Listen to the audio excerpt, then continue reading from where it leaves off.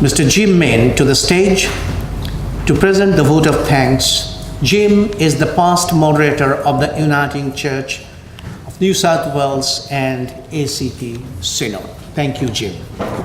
I got the short straw. When the local MP walked out, I got the short straw.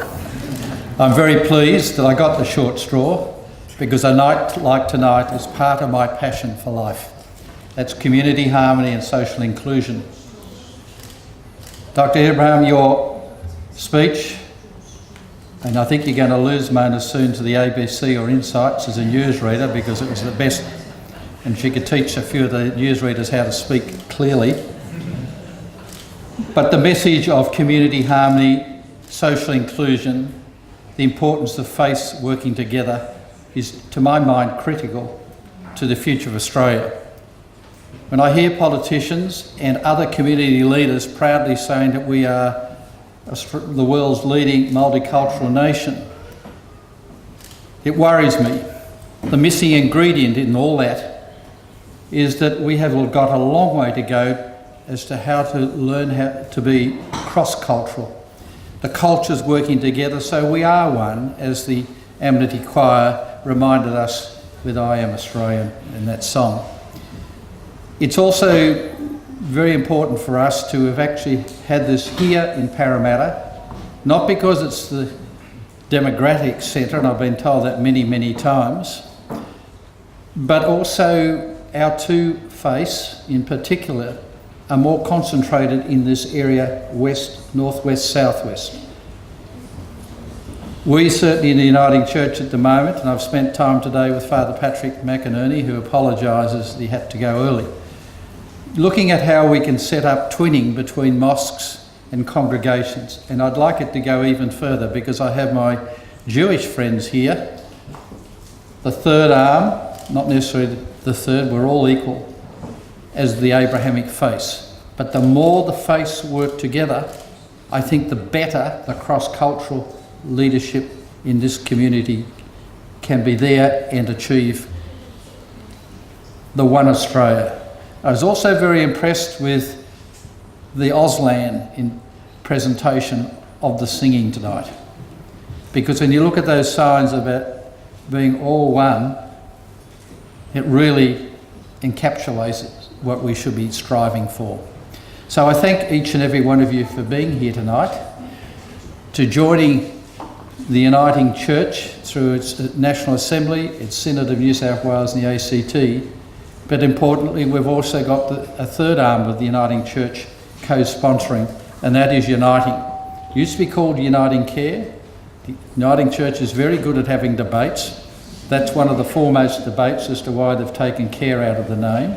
And Rick, I won't ask you to come up and explain it. Others say that the cross is also gone, but it's still there in the T. But also with Affinity. I have actually done 2 study tours of faith, the Abrahamic faith.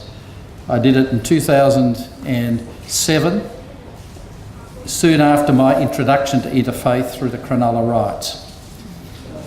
There we had the Al Faisal College and the Uniting Church backing each other, and they had been for a long time sharing each other's halls.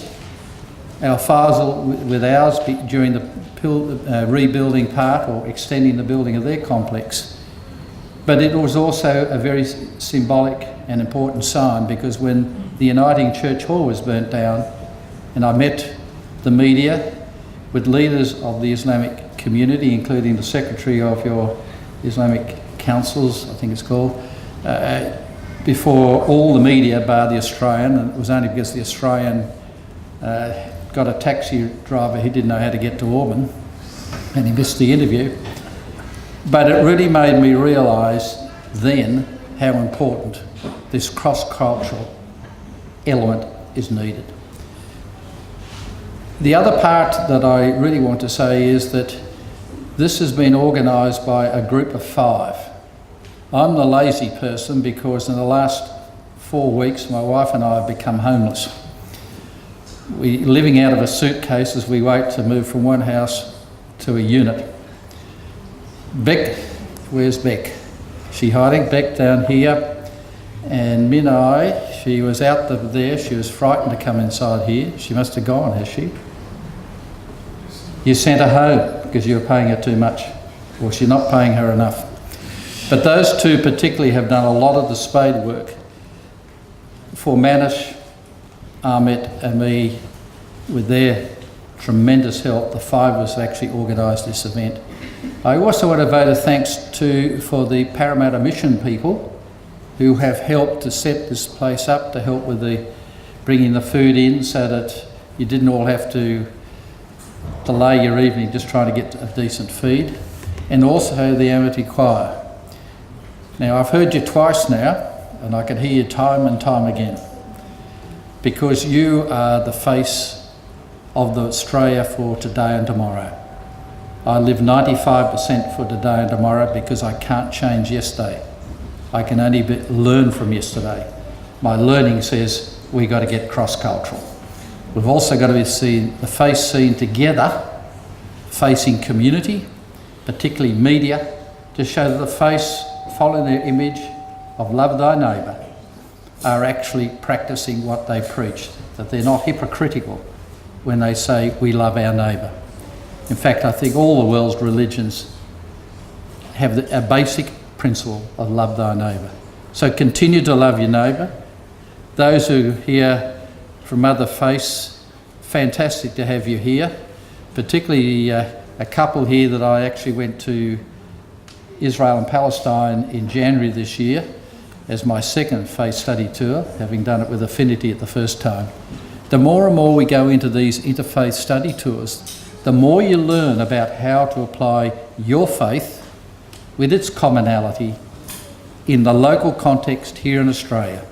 Throughout the world, if we're going to have peace across the world, we've got to be cross-cultural. So that is my vote of thanks, my message.